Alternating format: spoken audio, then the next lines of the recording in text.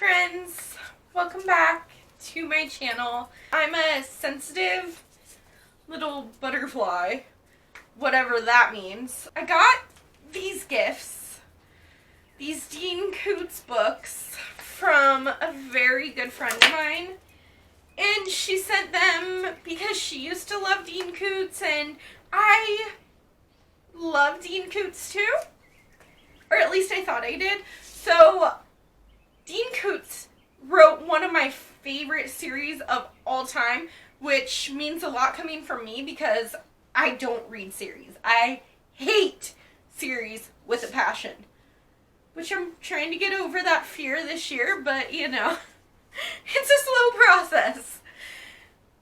But my wonderful friend Michael sent me all of her old Dean Koontz books, and I have slowly been starting to read them. I've come to the conclusion that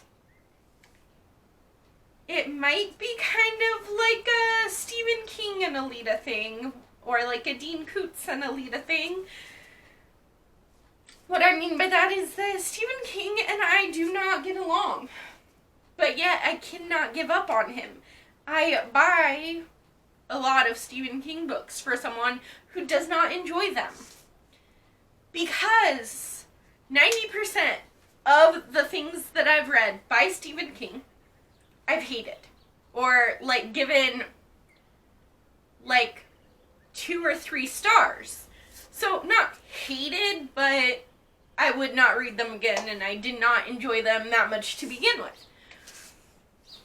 The sad realization that I have come up with for Dean Koontz is the same. That 90% of what I read by him, I don't love. I give 2 or 3 stars. Which is like, you know, 3 stars is like, okay, whatever.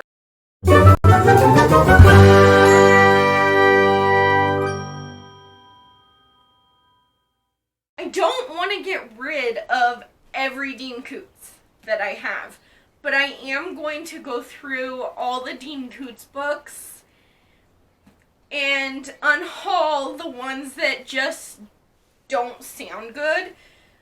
Generally speaking, I have picked up some on my own too, and generally speaking, if it had Dean Koontz's name on it, I would grab it regardless of if I was interested. So please don't be offended by this, Michael. If you're watching this, I still love you. Let's get into this video. Okay, so we'll start with these 3 because they were the ones that weren't on the pile that is now destroyed. So there is Velocity by Dean Koontz. I don't remember what this one is about, but for some reason I think it's one I wanted to keep.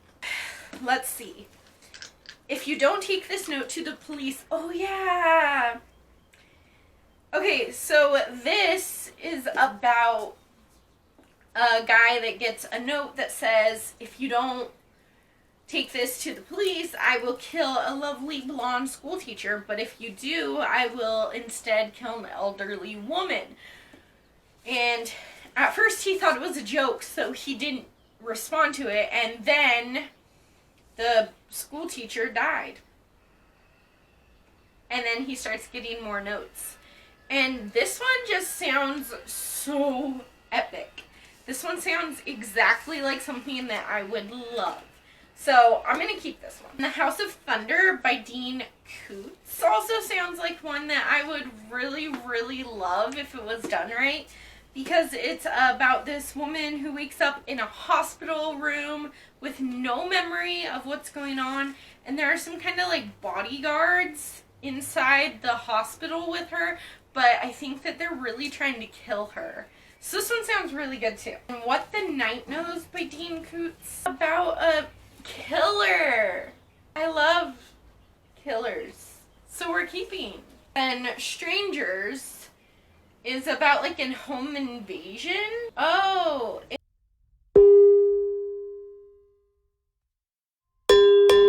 a motel. It's like a horror story in a motel. Fear Nothing. This is about this guy named Christopher who has a rare genetic disorder, so he can't go outside in the sunlight. Then Whispers. This is about Hillary, who is haunted by someone or something that she has already killed, but yet it's back, and I'm not interested. Dark Fall. I think this is some kind of creature feature book, and honestly, I just don't care about creature thrillers.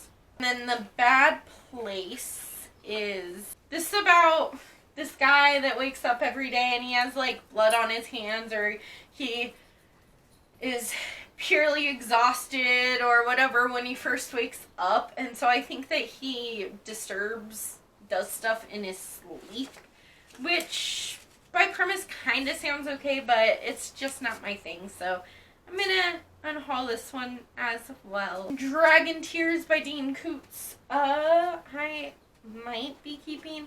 I think this is, yeah, You Will Be Dead by Dawn. It's a cop, and yeah, this one sounds amazing. So this is about a cop who goes out patrolling one night, and this guy just tells him, tick tock, you'll be dead at dawn, dead by dawn, dead by dawn. And this cop doesn't think much of it until things start going weird. Midnight. This is another Moonlit Bay book, which is Darkfall as well, I think. I'm just not, I don't care. I'm not interested. I feel like these are like creature-y or supernatural or something to that effect that is not really my jam most of the time. So we have Hideaway, one that sounds really good, but I'm gonna get rid of it because I have tried this book many, many times and I cannot get past, I think I got to page like 50. Yeah, page 50. And I just cannot get interested in it. I just don't care. So I'm going to unhaul this one too. It's about this guy named Harry. Hatch. I'm just kidding. His name is Hatch. And he was dead, and then they brought him back to life, and now he has this superpower, this psycho, I don't even know. I don't know. I think that both of these are ones that I actually bought myself, but I think I'm going to keep them both. So there's The Door to December and The Husband. Little Melaine had been kidnapped when she was only 3. She was 9 when she was found wandering the streets with blank eyes. What had become of her in all those years of darkness, and what was the terrible secret clutching at her soul that she dared not even whisper? So that one sounds pretty good.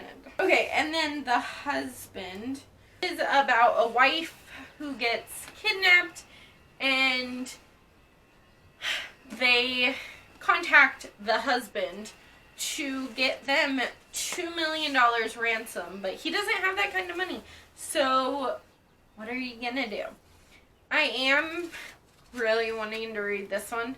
I have 7 of them, but I am going to get rid of these 6.